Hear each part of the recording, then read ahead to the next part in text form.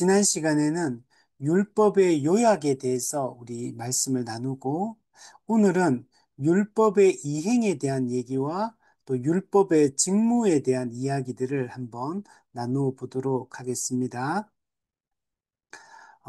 율법의 요약을 우리 지난주 했던 것들을 한번 살펴보면 율법 전체를 한마디로 이야기하면 하나님 사랑, 이웃 사랑으로 우리가 나눌 수 있다라고 얘기를 했습니다.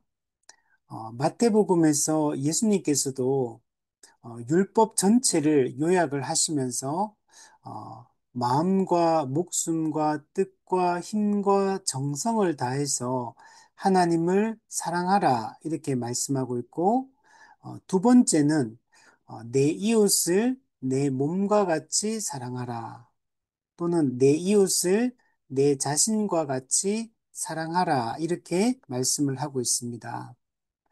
그래서 하나님 사랑, 이웃 사랑이 온 율법과 선지자의 강령이다. 예. 즉, 구약의 율법서 전체와 또 구약의 선지서 전체의 가르침, 즉, 구약 성경 전체가 하나님 사랑, 이웃 사랑에 대해서 이야기하고 있다. 이렇게 이야기를 하고 있습니다. 그래서 우리 사람이 존재하고 또 살아가는 그 이유는 어, 하나님을 사랑하고 이웃을 사랑함으로 하나님께 영광이 되는 삶을 살아가는 것이 하나님이 우리를 부르신 목적이다라고 얘기를 할 수 있습니다. 그래서 우선은 우리가 하나님을 사랑함에 있어 하나님을 바르게 아는 게 매우 중요합니다. 성경이 하나님이 자신과 자신의 뜻에 대해서 기록해주고 있는데 우리가 성경 말씀을 통해 천지를 창조하신 하나님이 어떤 분인지를 바르게 아는 것이 매우 중요합니다. 우리는 성경이 말하는 그 하나님을 아는 것이 중요합니다. 특별 계시인 이 성경을 통해 기록된 그 하나님의 그 존재와 그분의 이름과 그분의 속성과 또 그분의 인격과 그분이 행하신 사역을 통해서 또 그분의 약속의 말씀을 통해서 우리는 하나님이 어떤 분인지 알게 되고 그 하나님께 합당한 우리가 예배를 드리면서 살아갈 수가 있습니다.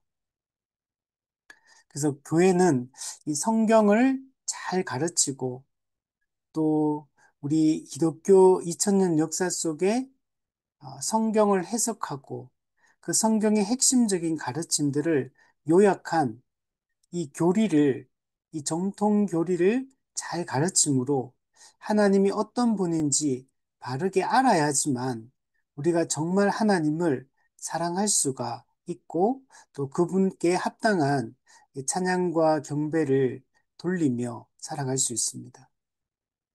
그 하나님을 바르게 알 때 또한 자기 자신도 바르게 알 수가 있게 됩니다. 내가 누구인지, 내가 어떠한 부르심으로 부르심을 받았는지, 내가 무엇을 위해 살아가야 되는지, 우리는 하나님이 어떤 분인지 알 때만이 하나님의 형상으로 지음받은 사람이 어떤 존재인지를 알게 되고, 사람이 무엇을 위해 이 땅을 살아가야 되는지를 우리 알 수 있게 됩니다. 그래서 우리가 하나님을 바르게 알고 나 자신을 또한 바르게 알 때 또한 우리가 사랑하고 섬겨야 될 우리의 이웃에 대해서도 올바른 태도와 이해를 가지고 살아갈 수가 있습니다. 그래서 정말 우리의 이웃은 어, 하나님께서 이 땅에서 우리가 한 몸으로서 한 지체로서 살아가도록 붙여주신 이 존재들이기 때문에 우리가 나 혼자서는 살아갈 수가 없습니다. 우리는 우리 이웃과 한 마음과 한 뜻으로 합하여서 하나님이 사람을 이 땅에 창조하신 그 창조의 목적을 따라 우리가 살아가는 것이 매우 중요합니다. 그것을 잘 보여주는 게 하나님이 처음 인간을 창조하시고 남자와 여자를 창조하시고 돕는 배필로서 인간을 창조하신 목적을 따라 이 다스림의 사명을, 즉 하나님의 대리 통치자로서의 사명을 수행하도록 하나님이 하셨습니다. 비록 인간의 타락으로 그것이 깨어지기는 했지만 예수 그리스도께서 다시 하나요 한 몸된 존재로서 이 사람과 사람의 관계를 회복하셨습니다. 그것이 바로 교회의 한 몸됨으로 지금 나타나고 있습니다. 물론 아직 믿지 않는 자들은 한 몸, 한 가족이 되지 않았고 영적으로 하나 된 존재가 아직 되지는 않았습니다. 그렇기 때문에 교회가 먼저 그리스도를 머리로 하나 된, 한 몸 된 인류가 복음을 전함으로 믿지 않는 사람들을 주께로 인도하고 그들도 한 몸이 되어서 서로 사랑하며 이렇게 살아가는 것이 살아가도록 우리에게 하나님께서 사명을 주신 것입니다. 그래서 우리는 이 땅에서 하나님을 바르게 알고 예배하고 사랑하고 나 자신과 또 나와 한 몸 된 이웃을 우리가 사랑하고 섬기며 살아가는 것이 우리가 이 땅에서 우리가 존재하는 이유요 목적이다라고 얘기할 수 있고, 비록 지금은 아직 그것이 완성되지 않았지만 예수 그리스도께서 재림하시면 이 모든 관계가 온전하게 회복될 것이고 우리는 서로 사랑의 관계를 맺고 영원히 하나님의 통치 아래 우리는 살아가게 될 것입니다. 지금은 비록 우리 서로 간의 관계가 온전한 돕는 배필로서의 역할을 지금은 다 하지 못하고 있습니다.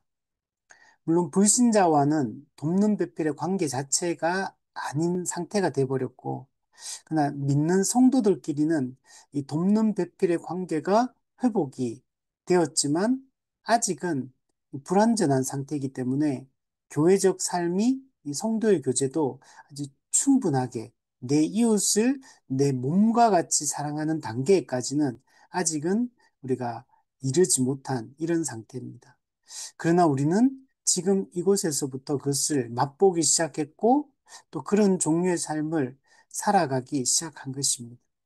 초대교회의 삶이 우리에게 서로 한 몸 된 하나 된 그 삶이 어떤 것인가를 보여주고 있고 우리는 그것을 더 정말 완전하게 그런 삶이 가능해질 때까지 그것을 꿈꾸고 살아가는 것이 우리에게는 매우 중요합니다.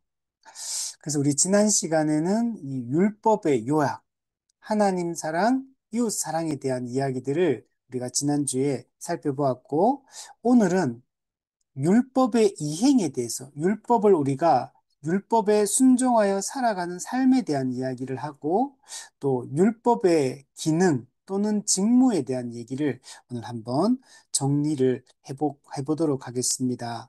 그리고 우리가 그 다음 주부터는 이 기도에 대한 이 가르침들을 한번 살펴보도록 하겠습니다.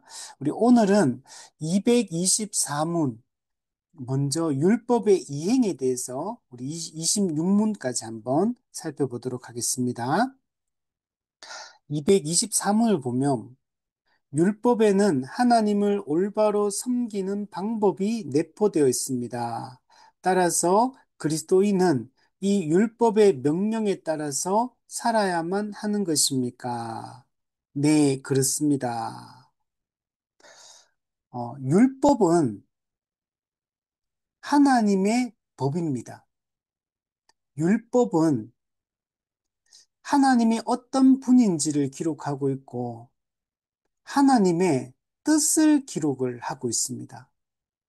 그래서 우리는 율법을 통해서 하나님을 알고 율법을 통해서 하나님의 뜻이 무엇인지, 하나님이 우리에게 무엇을 명령하고 있는지, 무엇을 금지하고 있는지, 하나님이 우리에게 요구하는 것은 무엇인지 우리는 성경을 통해서 그것을 알 수 있습니다. 그래서 우리는 율법을 열심히 살피고 연구하고 그 율법의 의미가 무엇인지 우리가 알아가는 것이 중요합니다. 그것을 통해서 우리는 하나님을 알 수 있고 하나님을 바르게 알게 되면 우리가 하나님 앞에서 어떻게 살아야 하는지도 우리가 알게 됩니다. 그래서 율법은 하나님의 형상으로 창조된 인간이 피조물의 대표로서 어떤 종류의 삶을 살아야 되는지, 피조물로서 창조주 앞에 어떻게 살아야 되는지, 또한 죄인이었던 우리가 은혜로 구원받아서 구원받은 자로서 우리를 구원하신 하나님과 어떤 관계를 맺고 또 그분 앞에서 어떤 태도로 또 어떤 삶의 방향으로 살아가야 되는지 율법이 우리에게 가르쳐 주고 있다는 것. 그래서 율법은 우리에게 매우 중요한 것입니다. 우리 어떤 사람은 구약은 율법으로 구원받고 신약은 복음으로 구원받는다. 그러므로 우리가 신약 시대의 백성으로서 복음이 왔기 때문에 율법은 더 이상 필요하지 않다. 율법은 폐기 처분되어야 된다.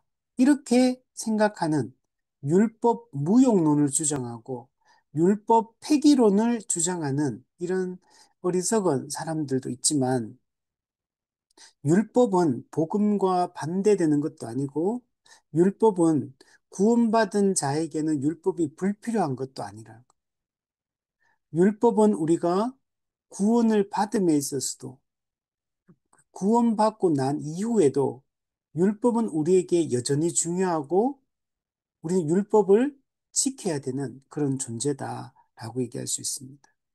그래서 우리는 율법을 통해 어떻게 하나님을 올바르게 섬길 수 있는지 우리가 알 수가 있습니다. 그러므로 우리는 율법의 명령에 따라 순종하며 살기를 힘써야 됩니다. 율법을 우선 알고, 아는 게 우선이죠. 제 어제도 우리 목회자 성경 연구 모임을 하면서 출애굽기 22장 말씀을 우리가 살펴봤는데 거기도 율법의 세부 항목들에 대한 그것도 도둑질이라든지 이런 살인이라든지 또 배상 문제 뭐 이런 사회적 약자에 대해서 어떤 태도를 지녀야 되는지 뭐 이런 율법의 그 시민법에 해당하는 내용들을 어제 살펴보았는데 그 내용들이 오늘날에 그대로 적용될 수는 없지만 그 시민법이 가지고 있는 그 의미 하나하나를 이렇게 살피면서 정말 율법이 정교하게 우리에게 이야기하는구나. 우리가 이 땅에서 어떻게 살아야 되는지, 하나님의 뜻이 무엇인지, 어떻게 우리가 올바른 사리 분별을 하며 살아야 되는지, 야, 이런 원리들을 너무 잘 가르쳐 주고 있구나. 그리고 우리가 율법이 왜 필요한지, 이런 것들도 살펴볼 수가 있었습니다. 그래서 우리는 우선 율법의 내용들을 깊이 묵상하고 연구하고 율법이 어떤 의미를 담고 있는지를 우리가 잘 살펴서 그것을 오늘 우리의 삶에, 어, 그것을 오늘 우리의 현실 속에 이걸 어떻게 적용하며 살아갈지를 고민하는 게 중요하겠다라는 생각을 어제 했습니다. 우리는 그래서 열심히 율법을 배우고 율법에 순종하며 우리가 살아가는 것이 중요합니다. 자, 그러나 모든 우리 사람 안에는 결함이 자리 잡고 있기 때문에 우리는 이 율법을 완전하게 지킬 수는 없습니다. 이게 현재 우리의 상태입니다. 우리가 예수 믿고 구원받았다 하더라도 우리가 성령님을 통해 율법의 그 의미를 우리가 알게 되었다 할지라도 율법을 100% 지킬 수는 없습니다. 우리는 아직 죄성을 가지고 있는 상태입니다. 우리가 신분적으로는 예수님을 믿고 그리스도와 연합해서 새로운 피조물, 새로운 존재가 되었지만, 그 신분적으로는 구원받은 하나님의 백성이 되었지만, 아직 죄성이 남아있는 상태고, 우리가 살고 있는 이 세상의 구조도 여전히 타락한 세상입니다. 그래서 그렇기 때문에 우리가 율법을 완전하게 지킬 수는 없습니다. 그래서 성경은 정말 율법을 우리가 지켜야 될 의무가 있다라는 측면에서 율법 아래에 있다. 율법 준수의 의무가 있다라고 얘기를 합니다. 그러나 모든 죄인들은 율법 아래에 있는 자들은 하나님의 심판 아래에 있고 율법의 저주 아래에 있다라고 얘기합니다. 왜냐하면 거듭나지 않은 죄인은 율법 자체를 알 수가 없고 지킬 능력도 없기 때문에 모두 다 하나님의 심판과 저주 아래 있다라고 얘기를 하고 있습니다. 갈라디아 3장 10절에 보면 율법은 우리에게 모든 율법의 조항을 항상 지킬 것을 요구하고 있습니다. 이것을 율법의 요구라고 합니다. 법은 항상 우리에게 지킬 것을 요구합니다. 근데 어느 수준에서 지킬 걸 요구하냐면 100% 지킬 것을 요구합니다.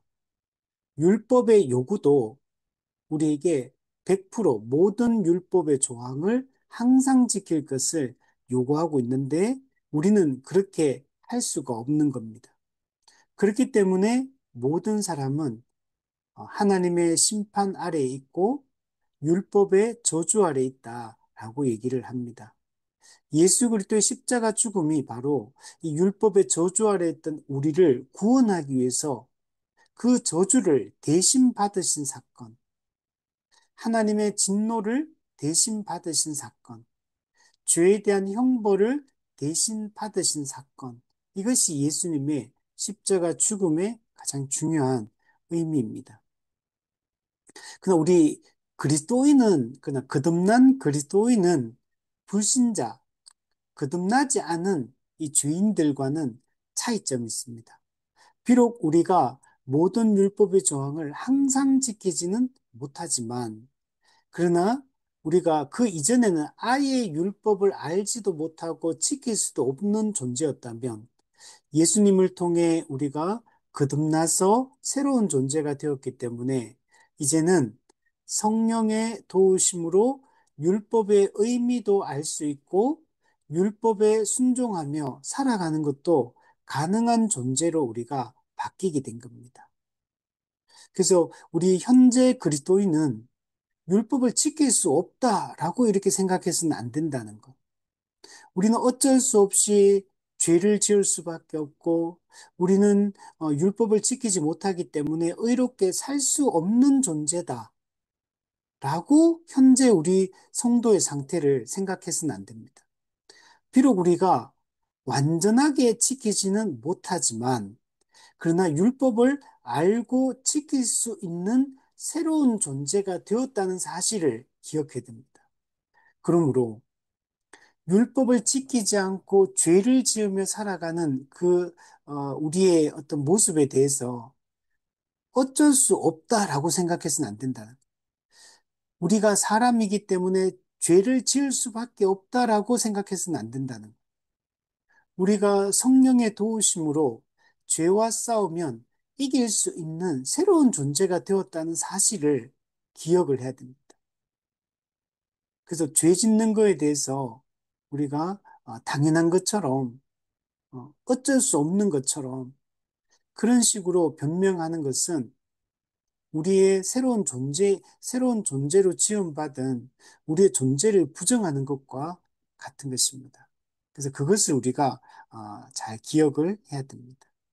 우리 225문에 보면 그렇다면 왜 주님께서는 우리의 능력에 지나치는 그러한 완전한 기준을 요구하십니까? 주님께서는 우리가 해야 될 의무가 없는 것을 요구하시지는 않습니다. 그러나 우리가 여기서 명령되어진 것에 우리의 삶을 일치시키기 위해 노력하기만 한다면 주님께서는 우리가 아직 완전에 이르기엔 먼 상태에 있다 할지라도 부족한 점을 우리의 탓으로 돌리지 않으십니다. 하나님께서 우리에게 요구하는 것은 완전한 율법의 순종이요. 하나님 우리에게 100%의 순종을 요구하십니다. 율법의 어느 하나라도, 한 계명이라도 어기는 것을 용납하지 않으십니다. 하나님은 내가 거룩하니 너희도 거룩하라. 이렇게 요구하고 있습니다. 내 거룩의 80%만 채워라. 이렇게 얘기하는 게 아니고 내가 거룩한 것처럼 너희도 거룩하라. 내가 온전한 것처럼 너희도 온전하라. 이렇게 얘기를 하고 있다는 것. 그래서 율법의 요구는 모든 율법의 조항을 항상 지킬 것을 요구하고 있는 겁니다. 그래서 100%의 거룩을 하나님처럼 거룩할 것을 우리에게 요구하고 있는 것입니다. 그런데 앞서 얘기했던 것처럼 우리는 거듭난 신자라 할지라도 아직 불완전한 존재거든. 그러면 우리는 이 율법을 100% 지킬 수가 사실 없는 존재입니다. 그런데 지킬 수 없는 존재에게 왜 지킬 것을 요구하느냐? 이렇게 우리가 물을 수 있다는 거죠. 그런데 하나님께서 우리 요구하는 것은 불가능한 걸 요구하는 게 아닙니다. 주님께서 우리가 마땅히 해야 되고 할 수 있는 능력을 주셔서 그렇게 살 수 있도록 하나님께서 이렇게 돕는다는 사실을 명심을 해야 됩니다. 우리가 해야 될 필요가 없는 의무를 요구하는 것도 아니고 할 수 없는 것을 요구하는 것도 아니에요. 우리를 할 수 있는 존재로 바꾸시고 나서 그리고 할 수 있는 것을 우리에게 하라고 요구를 지금 하고 있는 것입니다. 그래서 우리는 만약에 그냥 내 힘만으로 만약에 율법을 지켜야 된다면 그거는 불가능한 게 맞아요. 그런데 우리가 율법을 지키고 하나님의 뜻대로 살아가는 것이 우리 연약한 한 인간으로서 내 힘으로 나의 의지로 그것을 하라고 요구하는 게 아니고 할 수 있는 존재로 우리를 새로운 피조물로 바꾸어 주시고 우리에게 성령을 보내어 주셔서 그 성령의 능력과 성령의 도우심 가운데 이 율법을 지키라고 명령하고 있는 겁니다.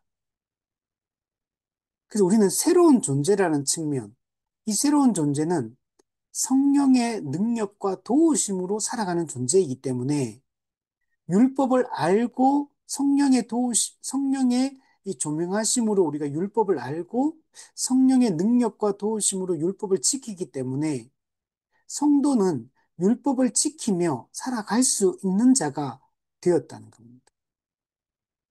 그래서 우리가 해야 될 일은 하나님의 이 율법의 명령에 우리가 순종하여 거룩하게 살기 위해서 우리가 힘쓰면 우리는 죄와의 싸움에서 승리할 수 있고 율법의 가르침에 순종해서 거룩하고 의로운 삶을 살아갈 수 있다는 사실을 우리가 기억을 해야 됩니다. 이 새 언약의 핵심이 그거거든요. 성령을 보내주시겠다. 약속하신 성령이 오시면 너희가 율법을 알게 될 것이다. 그리고 그 성령의 능력으로 율법을 지키며 거룩하게 살아가게 될 것이다. 이게 새 언약의 핵심적인 내용인 겁니다. 그래서 우리는 우리의 존재를 잘 이해하고 우리는 늘 성령의 도우심 가운데 살아가고 있다는 사실을 우리가 기억하면 그리고 그 율법에 우리의 삶을 일치시키기 위해서, 즉, 율법에 일치하는 삶을 살기 위해서 힘쓰고 애쓰기 시작하면 우리는 율법을 지키며 살아갈 수 있다는 것. 물론 우리가 100% 완전하게 거룩하게 살 수 있다는 얘기는 아니에요.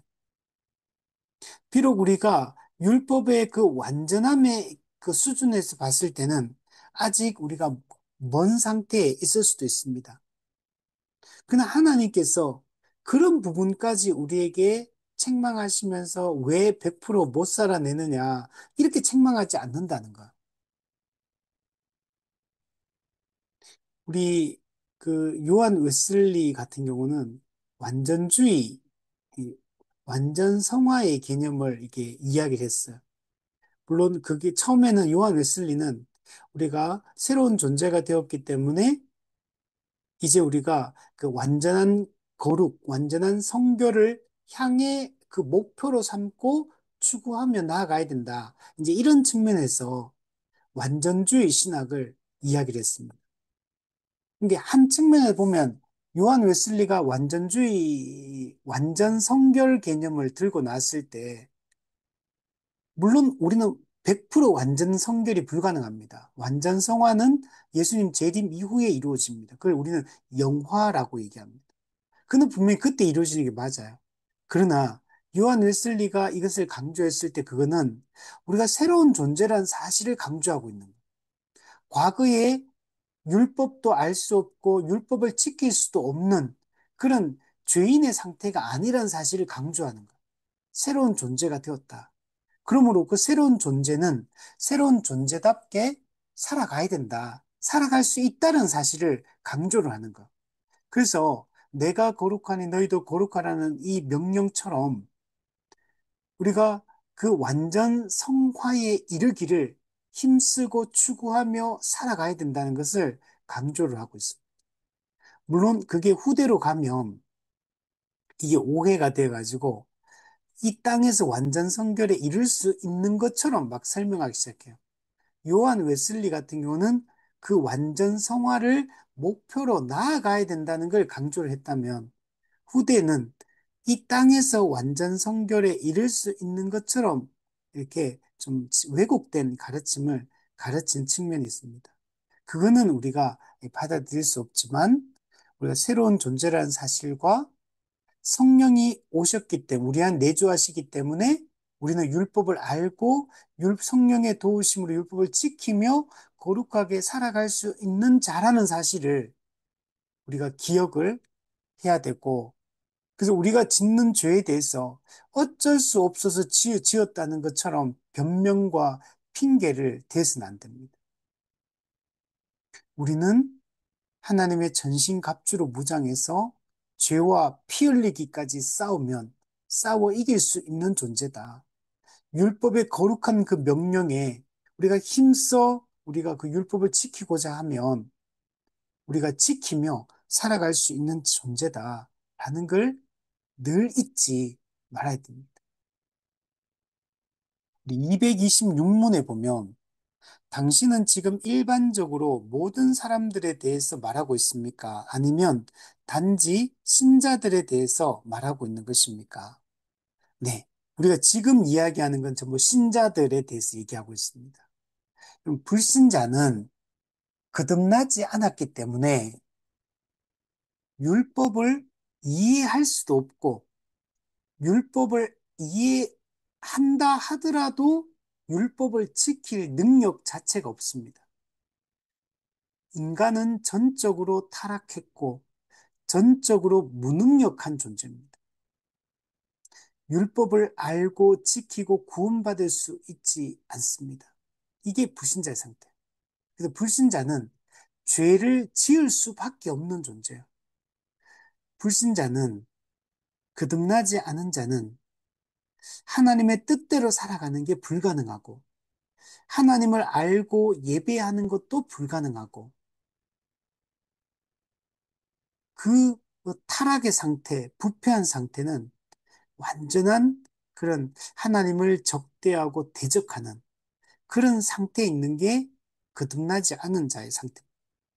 지금 우리가 여기서 얘기하는 존재는 거듭난 성도들은 새로운 존재가 되었기 때문에 우리가 이렇게 살아가는 것이 가능하다. 라는 얘기를 하는 겁니다.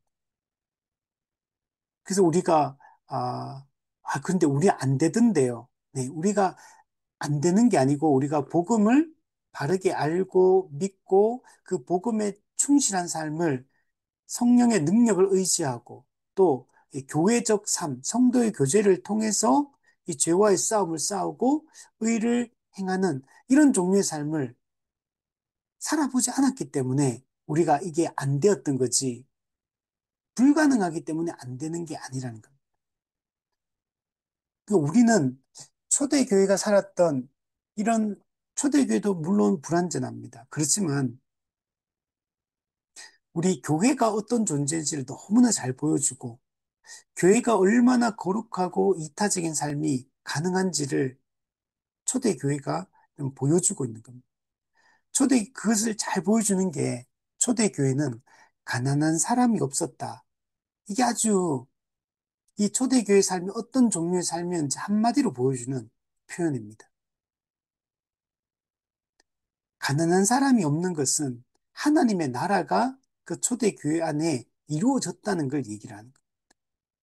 인간은 이 물질에 대한 탐욕, 소유에 대한 탐욕이 엄청나게 강하고 결국에는 다 이기적인, 자기중심적인 삶을 살 수밖에 없는 존재예요.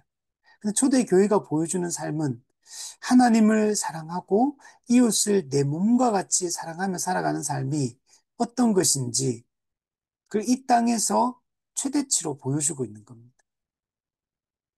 비록 불완전한 모습도 물론 있지만 그러나 이 땅에서 정말 복음을 붙들고 한 몸으로서 성도의 교제 가운데 살아가는 삶이 성령의 인도함과 능력으로 살아가는 삶이 어디까지 올라갈 수 있는지, 얼마나 수준 높은 삶을, 초월적인 삶을 살아갈 수 있는지를 분명하게 보여주고 있는 겁니다. 초대교회는 그 당시에만 가능한 삶이 아니라 오늘날에도 동일하게 가능한 종류의 삶인 겁니다. 근데 그때와 현재 우리의 다른 점은 초대교회는 날마다 사도적 가르침을 받아서 모든 성도가 이 사도적 복음으로 충실하게 무장되어 있고 충실하게 복음으로 무장된 성도들이 서로를 한 몸, 한 가족으로 인식하고 정말 자기를 내어주며 실제로 그 지체를 섬기며 말씀에 순종하며 실제로 이렇게 살아갔던 겁니다. 그게 불가능한 삶이 아니라 오늘 우리는 복음을 충분하게 바르게 가르치지 않은 성도들이 모든 성도가 다 복음에 대한 깊은 이해를 가져야 되는데 그렇지 않아요. 거듭나지 않은 사람들도 교회 안에는 이미 들어와서 세례를 받았고 또 이미 거듭나지 않음에도 직분자가 되었고 또 거듭났다 하더라도 매우 미성숙한 상태에 있는데 직분자가 되고 리더의 역할을 하고 복음에 대한 이해가 깊지 않은 사람이 목회자가 되고 가르칠 능력이 사도적 복음을 가르치고 이 역사적 기독교가 물려준 이 교리와 신학에 대한 이해가 부족한데 복음을 설명할 능력이 갖춰지지 않은 사람이 목회자가 되거나 장로가 되거나 주일학교 교사가 되거나 이제 이런 우리가 상태에 있기 때문에 이 초대 교회와 같은 삶을 우리가 꿈꾸지도 못하고 있지만 그게 불가능해서 그게 안 되는 것은 아니라는 거. 초대 교회가 보여주고 있고 또 역사적 기독교가 이 보여주고 있는 참된 교회의 분명한 표지들, 참된 교회의 속성들이 분명히 나타나는 그런 교회를 우리가 꿈꾸며 그 방향으로 나아가지 않고 있기 때문에 안 되는 거지. 그게 불가능해서 안 되는 게 아니라는 겁니다. 직분자가 직분의 역할을 잘 감당하고 교회 3대 표지인 말씀과 성례와 건증이 바르게 시행되어지고 그렇게 하면은 세례가 제대로 시행되어지고 성찬이 제대로 시행되어지고 직분과 은사와 이런 게 제대로 시행이 되어지면 그게 그렇게 될 텐데 우리가 그렇게 하지 않기 때문에 안 되는 거라는 걸 우리가 생각을 해야 됩니다. 그냥 초대교회는 이상적인 거고, 그건 불가능한 거다. 그 당시에만 가능했다. 이렇게 생각해서는 안 된다는 겁니다. 그럼 초대교회와 오늘 우리 시대 교회는 똑같은 조건 아래 있는 것. 예수 그리스도의 십자가 사역을 완성하셨고, 그리고 그 그리스도의 십자가 공로를 적용하기 위해서 성령님이 보내진, 그 성령님이 이미 임한 동일한 교회 시대를 현재 살고 있는 겁니다. 초대 예루살렘 교회는 그 그리스도의 공로와 십자가 공로와 성령의 구원 적용을 통해 최초로 탄생한 교회 모습을 보여주는 거지. 초대 교회와 그 오고 오는 모든 이후의 교회들이 다르다는 걸 얘기하는 게 아니에요. 동일한 십자가 공로와 성령의 이 도우신 가운데 이 동일한 조건 하에 살아가고 있는 교회이기 때문에 오늘날의 교회는 마땅히 초대 교회와 같은 그런 교회 모습이 되어야 되는데 그렇지 않은 것은 오늘 우리 시대의 교회가 변질되었기 때문에 우리가 초대 교회와 같은 그 교회의 속성을 나타내지 못하고 있기 때문에 나타나는 현상이라고 우리가 생각을 해야 됩니다.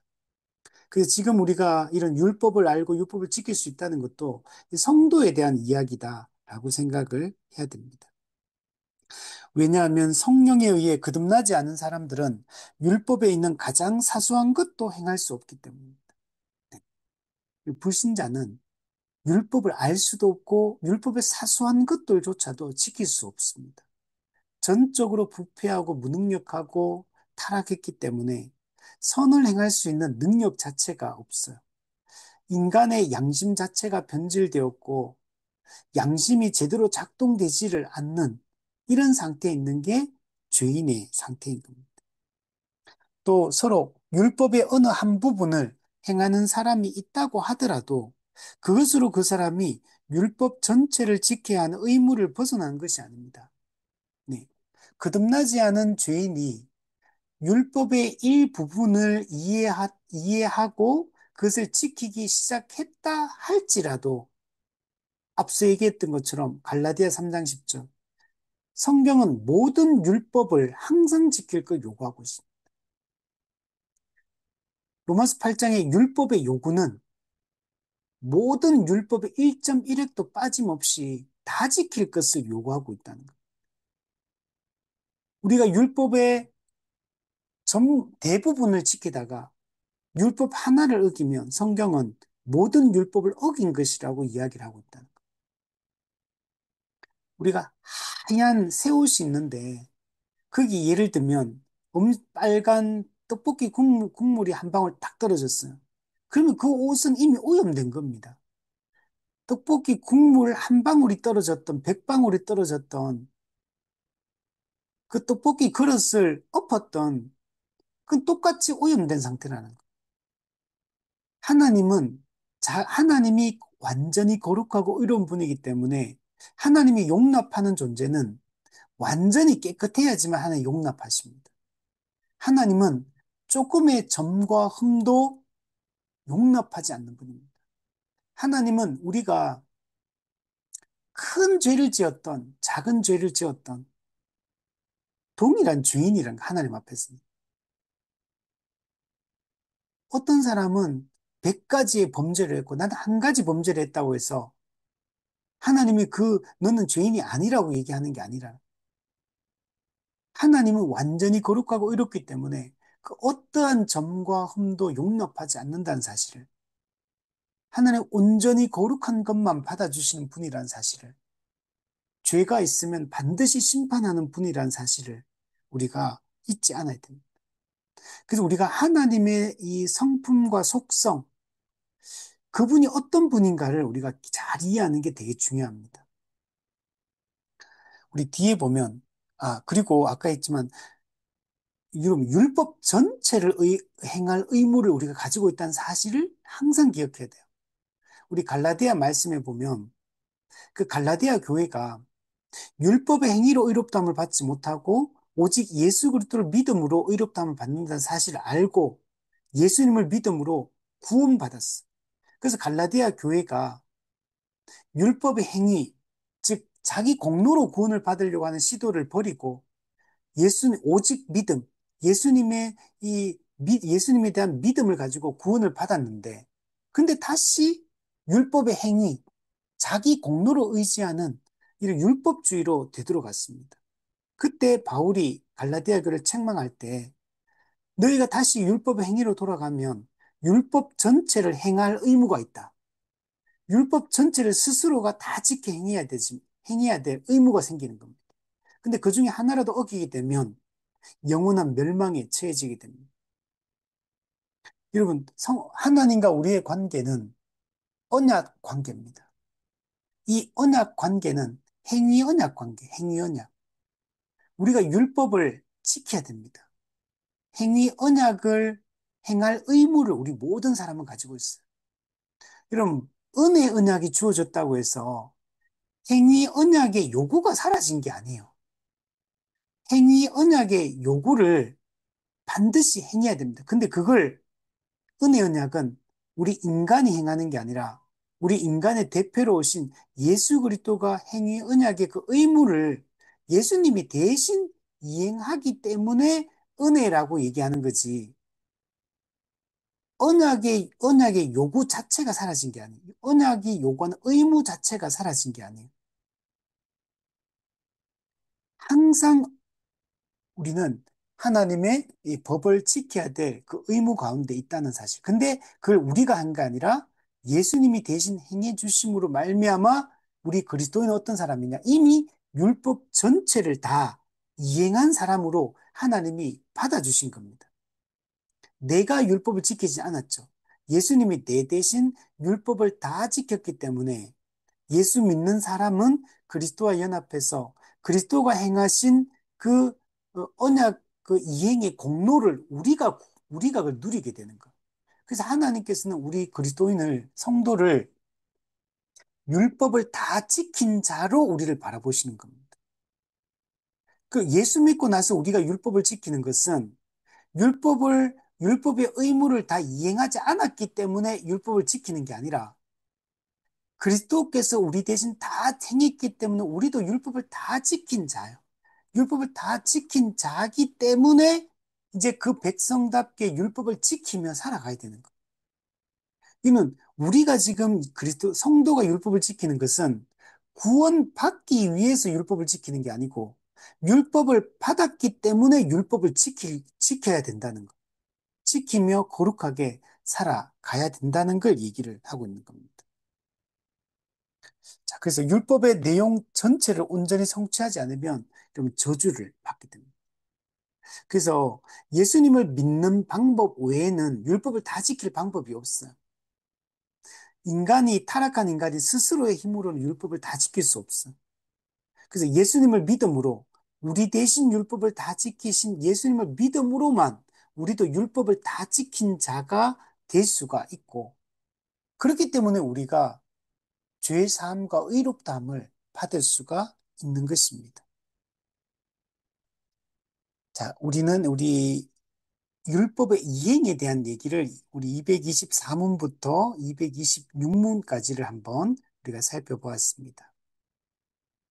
자, 우리 두 번째는 이제 율법의 직무에 대한 얘기를 한번 해보겠습니다.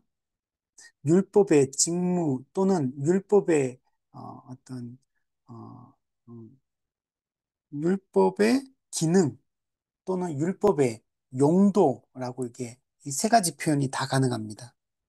율법의 직무, 율법의 기능, 율법의 용도, 요 세 가지 표현을 다 신학적으로 사용하는 표현들입니다. 자, 227문을 보면, 자, 1호부터 우리는 두 종류의 사람이 존재하기 때문에 율법도 이중의 역할을 가지고 있다는 결론을 내려야 됩니다. 네. 두 종류의 사람이 있는 거. 한 종류는 거듭난 사람이 있고, 거듭나지 않은 사람이 있는 겁니다. 거듭난 사람은 율법을 알고 율법을 지킬 능력을 가지고 있는 사람이고, 거듭나지 않은 사람은 율법을 알 수 없고, 율법을 지킬 능력도 없는 그런 존재라는 사실을 우리가 살펴보았습니다. 이 두 종류의 사람이 있기 때문에 율법도 이중의 역할을 하고 있다라고 얘기하는 것. 즉, 불신자, 거듭나지 않은 사람들에게 율법의 역할이 있고, 거듭난 성도들에게 율법의 기능이 있다는 겁니다. 답을 보면 율법은 불신자들에 대해서는 단지 이들을 논박하여 하나님 앞에서 더 이상 변명할 수 없도록 하는데 효과적입니다. 즉, 바울이 지적하고 있는 대로 율법은 죽음과 정죄의 직무를 가지고 있습니다. 그러나 율법은 성도들에 대해서는 아주 특별한 다른 용도를 가지고 있습니다. 거기에 대해서 밑에 쭉 설명을 하고 있습니다.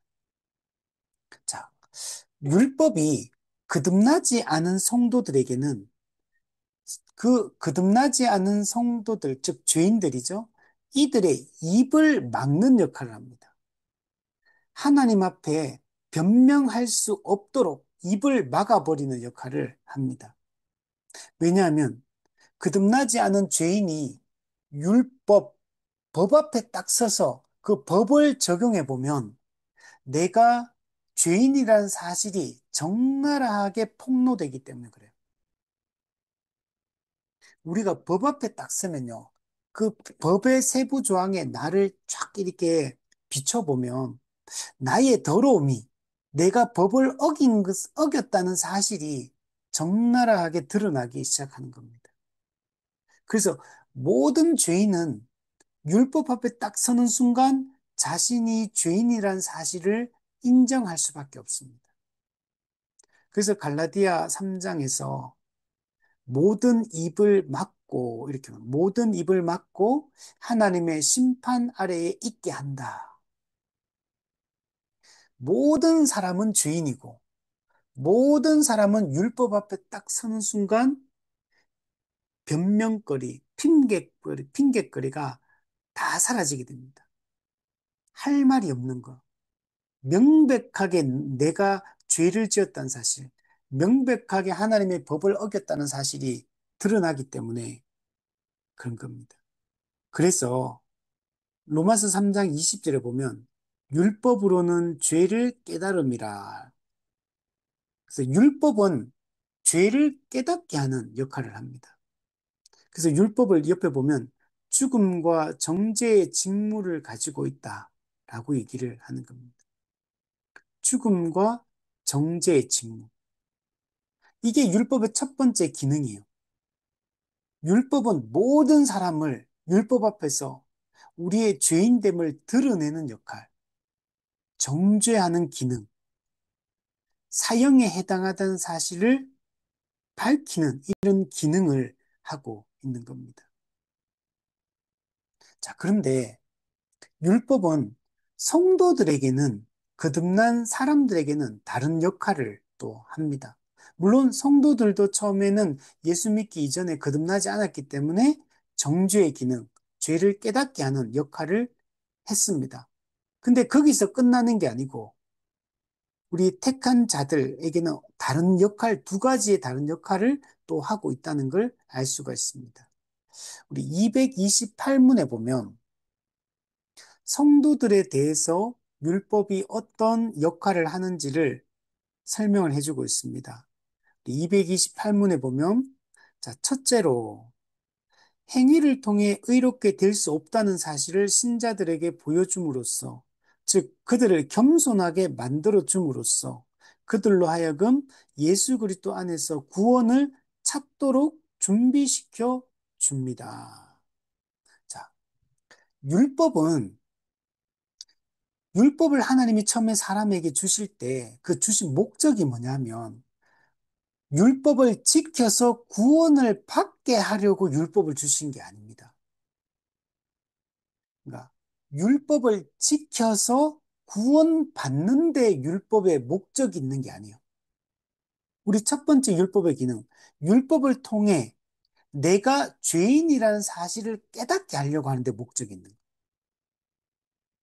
그리고 그 율법을 지키면 지킬수록 내가 죄인은 율법을 지킬 수 없다는 사실을 알려주는 역할을 하는 거예요.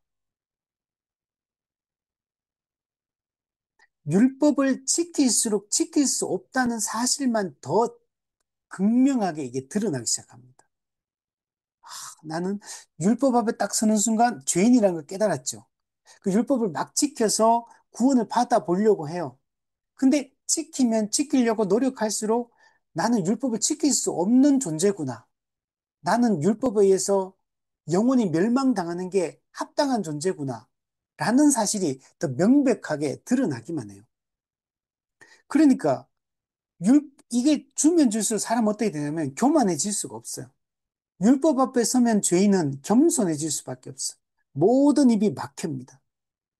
그래서 내 힘으로는 내가 율법을 지켜서 구원받는 것은 불가능하구나 라는 사실을 깨닫게 돼요. 그래서 율법이 우리에게 어떤 역할을 하냐면 구원자를 찾게 하는 역할을 하는 거예요. 구원자이신 그리스도를 그리스도 안에서 구원을 찾도록 준비시키는 역할을 하는 겁니다. 이것이 율법의 제2 용도라고 얘기할 수 있어요. 이걸 갈라디아 말씀에서는 율법이 우리를 그리스도께로 인도하는 초등교사가 되어 믿음으로 의롭다함을 얻게 하려 합니다. 즉, 율법은 죄를 깨닫게 하는 걸로 그치게 하는 게 아니라 율법은 죄를 깨닫게 하고 나는 지옥 가기 합당하구나를 깨닫게 해서 이제는 그 율법이 그리스도께 인도하는 초등교사의 역할을 또 하는 거예요. 이게 두 번째 율법의 기능인 겁니다. 그리스도께 인도하는 초등교사, 즉 그리스도께 인도하는 안내자 역할을 율법이 해주는 거예요. 그런데 율법이 예수님께 안내하는 거지, 인도하는 거지, 율법 그 자체가 구원받게 하는 건 아니에요. 그냥 예수님을 찾아가도록, 구원자이신 그리스도께 나아가도록 하는 그 역할을 길잡이 역할까지만 율법이 또 해주는 겁니다. 그러면 이 율법의 초등교사 역할을 잘하면 율법이 그 사람은 누구를 예수님을 만나서 예수님을 통해서 구원을 받게 되는 거예요. 이게 율법의 제2 용도라고 얘기를 할 수 있습니다. 여러분, 그리고 구원받은 이후에도 내 힘만으로는 율법을 못 지켜요. 구원받은 이후에 우리 새로운 존재를 만들고 나서 성령의 도우심으로 이제는 실제로 율법을 지키며 살아가도록 합니다. 자, 그 역할을 합니다. 자, 그거는 이제 그게 세 번째입니다. 세 번째 한번 보시면 율법은 성도들을 하나님께 대한 경외와 두려움 가운데 붙들어 두기 위한 울타리와 같습니다. 즉, 성도들의 삶의 규범으로서의 역할을 행사한다는 것입니다. 자, 율법이 죄를 깨닫게 해서 두 번째 그리스도께 인도해서 그리고 거듭나게 해서 어떻게 하느냐? 이제는 율법이 구원받은 하나님의 백성에게는 울타리 역할, 울타리. 울타리는 뭔가 보호하는 역할이잖아요. 율법이 우리가 그리스도인답게 살아가는 삶의 울타리 역할. 이 울타리를 넘어가면 안 된다. 이 울타리 안에서 살아야 된다. 라는 역할을 율법이 해주는 거예요. 그래서 이걸 율법의 울타리 역할 또는 규범으로서의 역할이다. 규범적 기능이다. 라고 얘기를 하는 겁니다. 그래서 성도들은 예수 믿고 구원받아서 이 율법이라는 울타리 안에서 살아가야 돼요. 이 율법이라는 울타리 안에서 율법을 지키며 살아가면 하나님 백성답게 거룩하게 살아갈 수가 있고, 근데 만약에 율법 구원받았다고 해서 내가 율법을 폐기 처분시켜버리면 어떻게 돼요? 율법 울타리가 없어요. 그러면은 방종해서 살게 되는 거예요. 그래서 그리스도인답게 살아가는 삶이 어떤 건지에 대한 이 울타리 역할을 율법이 해주는 거예요. 그래서 예수 믿고 구원받은 이후에 우리는 율법을 열심히 공부하고 배워서 율법이 어떻게 우리로 하여금 그리스도인으로서 살게 하는지를 알아야지만 그 말씀에 순종하여 안전하게 거룩하게 우리가 살아갈 수가 있게 되는 겁니다. 자, 그리고 그두 번째 중간에 보시면 둘째로 율법은 그들이 할 수 있는 이상의 것을 요구함으로써 그들에게 힘과 능력을 주시게끔 주님께 간구하도록 권면해 줍니다.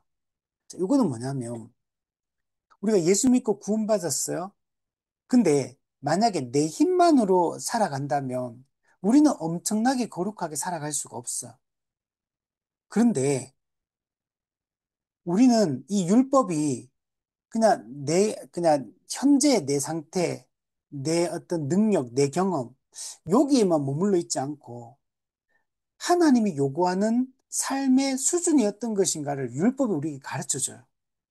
그래서 우리로 하여금 정말 하나님께서 힘과 능력을 주셔서 하나님이 우리에게 말씀하시는 율법의 그 수준까지 그것을 추구하고 그 목표를 향해서 나아가도록 하나님을 의지하고 성령의 능력을 의지해서 살아가게끔 우리로 하여금 간절한 열망을 불러일으키는 역할을 한다는 것.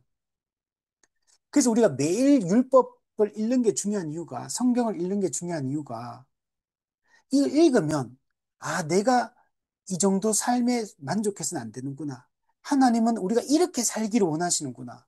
늘 그것을 우리 마음속에 되새기게 되고, 우리 현재 삶의 수준에 그냥 머물러서 만족하면서 사는 게 아니라, 더 수준 높은 삶, 더 초월적인 삶, 더 거룩한 삶, 더 하나님이 기뻐하시는 삶으로 나아가도록 하는 일종의 어떻게 보면 그런 삶을 율법이 알려주고 우리로 하여금 그런 삶을 추구하며 열망하며 나아가게끔 하는 역할을 또 율법이 한다는 겁니다.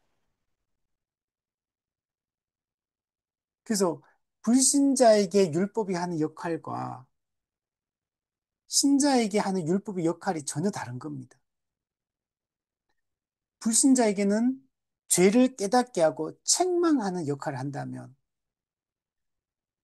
우리 성도들에게는 그리스도를 만나고 구원받은 자답게 거룩하게 살아가도록 하는 역할을 율법이 하고 있는 겁니다.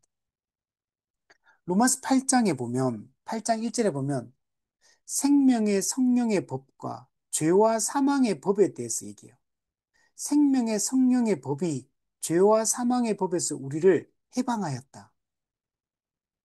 여기서 생명의 성령의 법과 죄와 사망의 법이 뭘 얘기하냐면 둘 다 율법을 얘기하는 겁니다. 죄와 사망의 법도 율법이고 생명의 성령의 법도 율법이에요. 거듭나지 않은 자에게 율법은 죄와 사망의 법이 되는 겁니다. 그러나 거듭난 성도에게는 율법은 생명의 성령의 법이 되는 거예요. 그래서 신자와 불신자에게 율법이 전혀 다른 기능을 하고 있다는 걸 우리가 알 수가 있는 겁니다. 우리 229문에 보면 그러면 이 말은 비록 우리가 이 덧없는 삶의 날 동안에 이 율법을 결코 성취할 수 없다 하더라도 율법이 우리에게 완전을 요구하는 것은 결코 무익한 일이 아니라고 생각하는 것입니까? 즉, 이 율법은 우리가 지향해야 할 목표를 제시해 줌으로써 각자가 하나님께서 베풀어 주신 은혜에 따라 거기에 도달하기 위해서 열심히 노력하도록 만들어주며 날마다 진보해 나가도록 해주기 위한 것이라는 것입니까? 네. 이 거룩의 열망을 향해 나아가도록 율법이 하고 있는 것입니다. 이름, 율법은 비록 우리가 이 덧없는 삶의 날 동안, 이 덧없는 삶, 이게 우리 인생을 얘기하는 겁니다. 우리가 현재 살고 있는 이 인생은 하나님이 없으면 이 덧없는 삶이에요. 이 땅에서 우리가 잘 먹고 잘 살고 뭔가 화려하게 살고 그래도 다 죽는 겁니다. 그래도 다 병들고 다 늙고 노쇠하고 이 땅에서 환난과 고난을 당하면서 사람들의 무시를 당하고 이 땅에서 삶은 하나님 없는 삶은 그냥 죄인으로서의 삶은 공허한 삶, 허무한 삶에 불과한 겁니다. 전도서 1장에 보면 솔로몬이 말년에 헛되고 헛되며 헛되고 헛되니 모든 것이 헛되도다. 해 아래서 수고하는 모든 수고가 사람에게 무엇이 유익한가? 솔로몬은 이 땅에서 최고의 것을 다 누렸던 사람입니다. 솔로몬만큼 모든 것을 가진 사람이 없어요.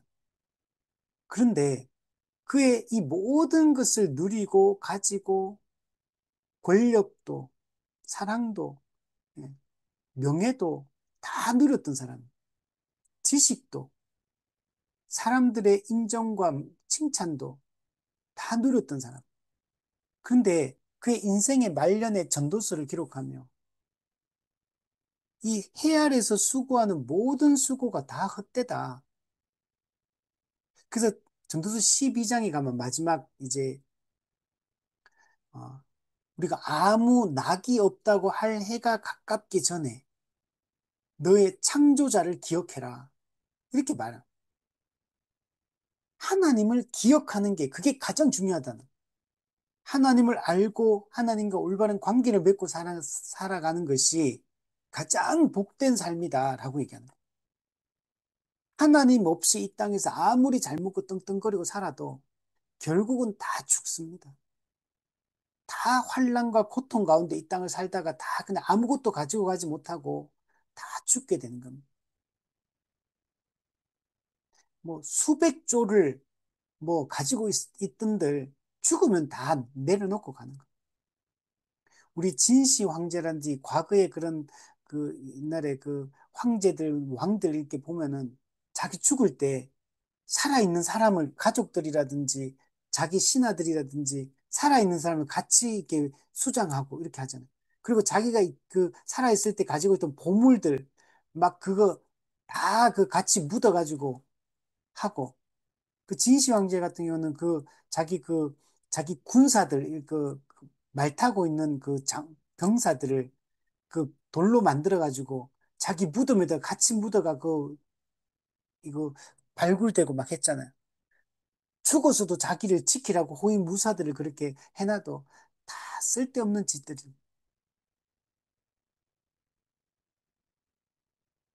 죽으면 다 끝이면 다 허무하고 헛되다는 거예요. 근데 하나님께서는 이 덧없는 나를 살아가는데 우리가 근데 율법을 결코 성취할 수 우리가 없다 할지라도 그렇죠. 100%못 지켜요. 완전 순종이 불가능해요. 그럼에도 불구하고 하나님은 율법이 우리에게 완전한 것을 요구하고 있고 이 완전한 것을 요구하는 게 그럼 무익하냐? 지킬 수 없으니까. 그렇지 않다는 거. 여러분, 우리가 하나님 믿고 거듭난 성도는 이 땅에서 삶이 결코 무익한 삶이 아닙니다. 헛되고 헛되고 헛된 것은 하나님이 없는 인생이 헛되고 헛된 거지. 여러분, 그리스도인들은 이 땅에서의 삶이 다음 세상으로 이어지는 거, 연속되는 겁니다. 이 땅에서 행하는 모든 수고가 다음 생으로, 다음 생이 내 천국을 얘기해, 천국에서의 삶으로 우리는 이어지고 있는 겁니다. 내일 지구의 종말이 오더라도 한 그루의 사과나무를 심겠다. 이거는 신앙의 표현인 거야. 내일 지구의 종말이 와도 오늘 내가 왜 사과나무 한 그루 왜 심겠습니까? 지금 현재 이 땅에서의 우리의 삶이 다 없어지고 소멸되는 삶이 아니기 때문에 그런 거예요. 내세로 이어지기 때문에 그런 겁니다. 그래서 오늘 우리가 왜 이 땅에서 왜 열심히 살아야 됩니까? 이미 임한 하나님 나라에서의 이 삶이 완전한 하나님 나라, 완성된 하나님 나라로 이어지기 때문에 이런 그런 거. 그래서 우리는 이게 헛되고 쓸데없는 게 아니에요. 우리는 지금 이미 하나님 나라에 들어와서 하나님 나라 백성으로서의 삶을 이미 출발한 거. 이 세대 속에 다음 세대, 오는 세대가 침투해 들어와서 우리는 이미 다음 세대의 능력으로 다음 세대, 즉 완성된 하나님 나라에서의 삶을 이 땅에서부터 이미 살기 시작한 거예요. 이미 하나님 나라 시민권을 가지고 하나님 나라 안에서 이미 살아가기 시작한 거예요. 옛 죽음 이후에, 재림 이후에 하나님 나라에 들어가는 게 아니고 그 나라가 이미 이 땅으로 뚫고 들어왔어요. 이 세대와 오는 세대가 지금 이미 중첩되어 있고 하나님의 나라와 사탄의 나라가 공존하고 있는 시대에 우리는 이 과도기적 삶을 현재 살고 있는 겁니다. 그래서 우리가 완전한 율법의 순종을 요구하고 거룩을 요구하는 게 무익한 게 아니고 우리가 지향해야 될 목표를 지금 제시해 주고 있어. 그리스도의 완전, 하나님의 완전, 그 완전을 목표로 향해서 우리는 현재 나아가고 있습니다. 우리는 거룩의 수준을 낮추어서는 안 돼요. 우리의 목표를, 이 어떤 수준, 목표를 하향 평준화시켜서는 안 됩니다. 하나님께서는 뭐 하나님의 거룩의 50%까지만 해라. 아니 80%까지만 해라. 이렇게 요구하는 게 아니고 내가 거룩하니 너희도 거룩하라고 요구하고 있는 거예요. 완전한 거룩을 지금 요구를 하고 있어. 우리는 그걸 목표로 향해서 달려가야 됩니다. 우리는 거기에 도달하기 위해서 열심히 노력해야 돼요. 율법이 우리에게 이걸 노력하도록 힘을 제공해주고 있는 겁니다. 율법이 명확하게 하나님의 뜻이 뭔지를 알려주고 있기 때문에 우리는 율법을 읽으면서 하나님의 마음이 뭔지, 하나님의 요구가 뭔지, 하나님 우리를 무엇을 명령하고 있는지, 무엇을 기대하고 계신지 율법을 통해 우리는 알게 돼요. 그래서 우리로 하여금 이 하나님의 완전에 이르도록 노력하도록 만들어준 역할을 이 율법이 해주고 있습니다. 하나님 우리가 지금보다 더 성장하도록 자라도록 요구하고 있어요. 우리가 더 날마다 더 진보해서 더 거룩한 삶으로 그리스도의 형상을 더 본받아 가도록 우리에게 명령하고 있는 겁니다. 아, 나 정도면 지금 괜찮게 산다. 다른 사람과 비교해봐도 나는 상위 1%의 삶을 살고 있다. 그러니까 나는 이 정도면 충분하다. 그런 건 없어요. 우리의 거룩의 수준은 하나님이 요구하는 그 거룩의 수준으로 우리는 나아가야 됩니다. 우리 230문 보면 율법에서 우리는 모든 선에 대한 완전한 규범을 소유하고 있는 것입니까? 네, 그렇습니다. 네, 율법은 하나님의 뜻을 기록한 하나님의 법이에요. 모든 완전한 선에 대한 규범, 기준을 제시해주고 있는 겁니다. 여러분, 하나님께서는 율법 준수 이외에 다른 어떤 것을 우리에게 요구하시지 않습니다. 그렇죠. 율법 외에 다른 뭔가가 필요하냐? 필요가 없어. 왜? 율법이 완벽하기 때문에. 율법이 완전한 규범이기 때문에 이 성경 말씀 이외에 다른 어떤 계시도 필요 없고, 다른 어떤 책도 필요 없고, 다른 깨달음도 필요 없고, 다른 지식도 필요 없고, 어떤 경험도 필요 없고, 아무것도 필요 없어요. 성경은 완벽한 규범이에요. 하나님 그분의 완벽한 뜻을 담고 있는 완전한 규범이에요. 그래서 우리가 해야 될 일은 두 번째 보면 율법에 그냥 순종하기만 하면 되는 거예요. 하나님께서는 이 율법의 내용 이외에 인간이 행하려고 노력하는 그 어떤 것도 인정치 않으시고 완전하게 거부해 버리십니다. 왜냐하면 하나님께서는 복종 이외에 다른 재물을 요구하시지 않기 때문입니다. 율법 외에 더 필요한 게 없고, 그러니까 우리는 율법에 복종하는 것만 우리가 해야 되는 거예요. 우리에게 요구되는 것은 율법에 복종하는 이거 한 가지만 요구되고 있는 거예요. 율법 외에 다른 뭔가가 플러스 알파 될 필요 자체가 없다는 거. 그래서 우리는 모든 답은 율법에 있는 겁니다.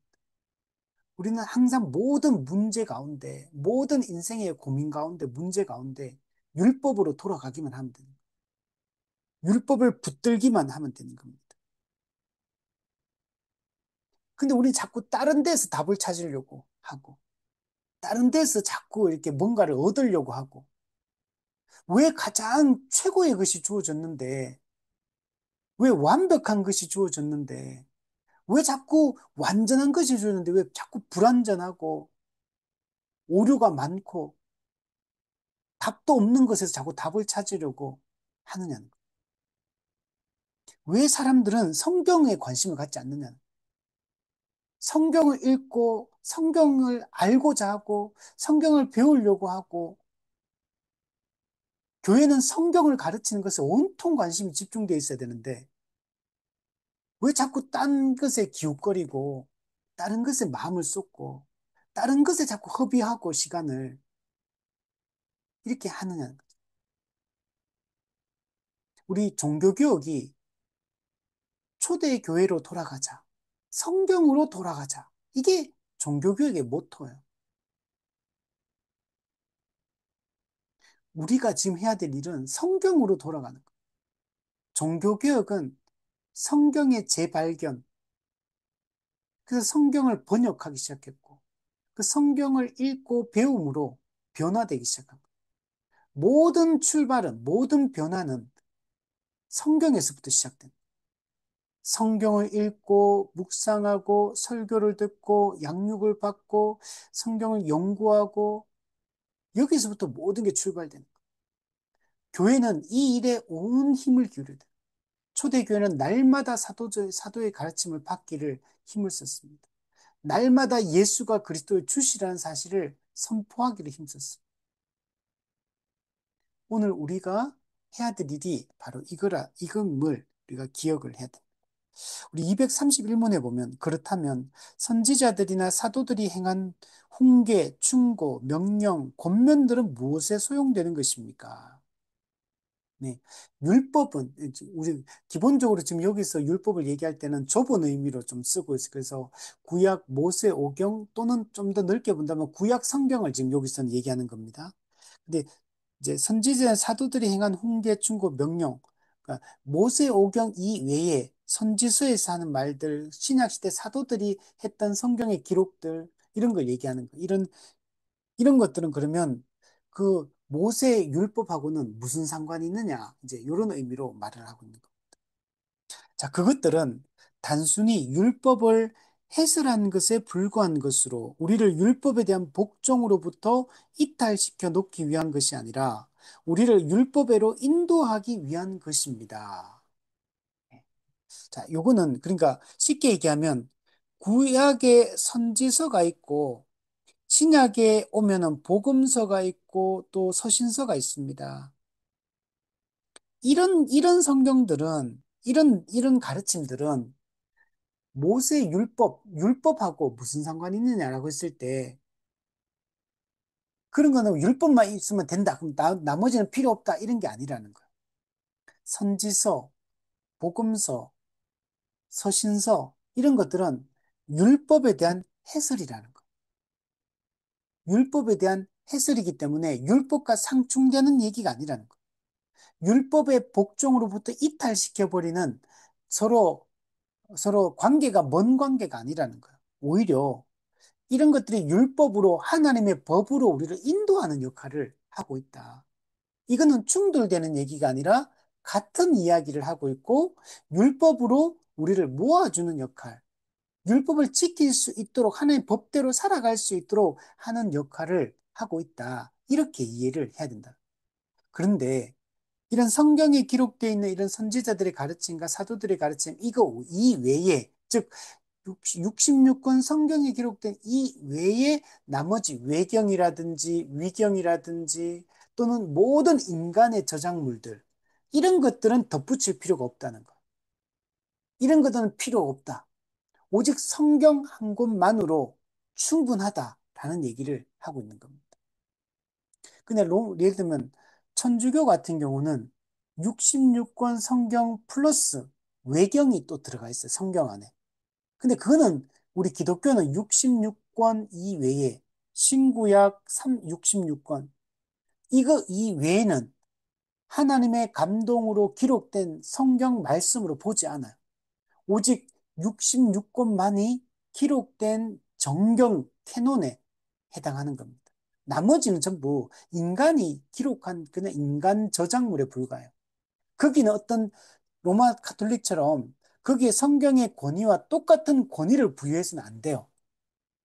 그런 거는 그냥 참고용으로 그냥 보고 성경이 가르친과 일치되는 것들만 참고적으로 보면 되는 거지. 그걸 성경 안에 집어넣어서는 안 돼요. 우리는 오직 캐논은 66권밖에 없다. 이렇게 우리가 이해하고 그 성경의 이 최종 권위, 오류가 없는 완전한 영감으로 기록된 하나님의 말씀으로 받아들여야 된다. 이렇게 우리가 생각을 해야 됩니다. 우리 232문을 보면 마지막으로 그러나 율법은 각 개인이 해야 할 사명을 말하고 있지 않습니까? 예, 그렇습니다. 이를테면 율법에서 각자에게 속하는 것은 각자에게 돌려야 한다고 말하는 경우에 각자가 자기의 입장에서 자기의 책무가 무엇인지를 우리가 충분히 결론 지을 수 있습니다. 또 앞에서 말한 대로 우리는 그 설명을 성경 전체에 걸쳐서 발견하게 됩니다. 즉, 주님께서는 율법 속에 요약한 것을 상세하게 가르쳐 주시기 위해 성경 도처에서 이를 다루고 있기 때문입니다. 자, 무슨 말이냐면, 율법은 우리 각 성도들이 어떻게 이 땅에서 살아야 되는지 그것을 우리에게 알려주고 있다는 얘기예요. 율법, 그 모세 율법 그 자체에도 그런 가르침들이 기록되어 있지만 그 외에 성경 66권 전체에 걸쳐서 우리 하나님을 믿는 사람이 또는 또 넓게 보면 모든 인간이 창조주 앞에서 어떻게 살아야 되는지 그 삶의 원리들 어떻게 처신해야 되는지 그 모든 처세술에 대해서 우리가 무엇을 목표로 삼고 무엇을 향해 살아가야 되는지 그 모든 것에 대해서 성경이 다 알려주고 있다는 얘기. 우리는 각 사람이 어떻게 어떤 사명을 가지고 어떤 삶의 종류로 무엇을 하며 살아야 될지 이 율법뿐만 아니라 성경 전체를 통해서 우리에게 이것을 알려주고 있기 때문에 우리는 66권 성경 전부를 우리가 깊이 연구하면서 우리가 하나님의 뜻이 무엇이고 우리가 어떻게 거룩한 백성으로서 거룩한 삶을 살아갈 수 있는지 우리가 성경을 읽고 율법을 읽으면 우리가 그것을 알 수 있고 그러면 내가 뭘 해야 되는지 다 알게 된다는 거예요. 우린 사람은 살다 보면 내가 뭘 해야 될지 방향을 잃을 때가 있잖아요. 근데 그때 우리는 뭘 해야 되냐면 성경으로 돌아가야 되는 거예요. 성경을 읽고 묵상하고 하나님의 뜻이 뭔지를 살피다 보면 내가 지금 뭘 해야 되는지, 내가 지금 어떻게 인생을 살아가야 되는지 그 답을 찾을 수 있다는 거예요. 그럼 우리가 성경을 읽을 때 성령께서 우리 마음에 역사하십니다. 그래서 우리로 하여금 성경의 가르침대로 살고자 하는 욕구와 이 열망을 불러일으킵니다. 그래서 그리스도인은 그래서 하고 싶은 일이 자꾸 생겨요. 해야 할 일들이 자꾸 생겨. 그래서 그리스도인이 하나님 뜻대로 하나님 영광을 위해서 살고자 하는 열망이 일어나기 때문에 그래서 은혜 받은 성도들은 다 열정적으로 살아가게 됩니다. 인생을 낭비하고 허비하지 않아요. 세월을 아끼고 규모 있는 삶들을, 의미 있는 삶들을 추구하게 되어 있습니다. 게으르지 않게 합니다. 나태하지 않게 합니다. 성경은 우리로 하여금 주를 위해 열정적으로 살게 하는 이 땅에서 허송세월 보내지 않도록 규모 있는 삶들을 살도록 시간을 아껴서 선용하도록 우리가 마땅히 해야 될 우선적인 일들, 중요한 일들을 하고 싶은 마음을 불러일으키고 그 일을 행할 수 있는 능력을 우리에게 주신다는 걸 우리가 잊지 않았으면 좋겠습니다. 자, 정리하면 우리 율법의 요약, 하나님 사랑, 이웃 사랑에 대해 얘기했고 율법의 이행, 우리가 어떻게 율법을 지킬 수 있냐, 우리가 이 땅에서는 어떤 상태에 있느냐 얘기하고 율법의 직무, 중요한 세 가지 율법의 세 가지 직무에 대한 얘기들을 우리가 살펴보았습니다. 그래서 우리가 정리해 보면 십계명을 우리가 살펴보았고 또 율법은 이제 하나님의 법, 율법의 어떻게 보면 도덕법의 시행세칙이라고 얘기도 할 수 있어요. 율법을. 율법은 그러니까 넓은 큰 차원에서 하나님의 법 전체를 의미할 때도 있고 또 율법을 또 나눌 때는 또 도덕법, 정신과 그 정신을 실제로 시행하는 시행세칙으로서의 또 율법 이렇게 또 나눌 수 있어요. 어쨌든 간에 이 하나의 법으로서의 율법에 대해서 우리가 살펴보았습니다. 그래서 우리는 율법을 잘 열심히 배우고 율법에 순종하기 위해서 매 순간 힘쓰며 우리 살아갔으면 좋겠습니다.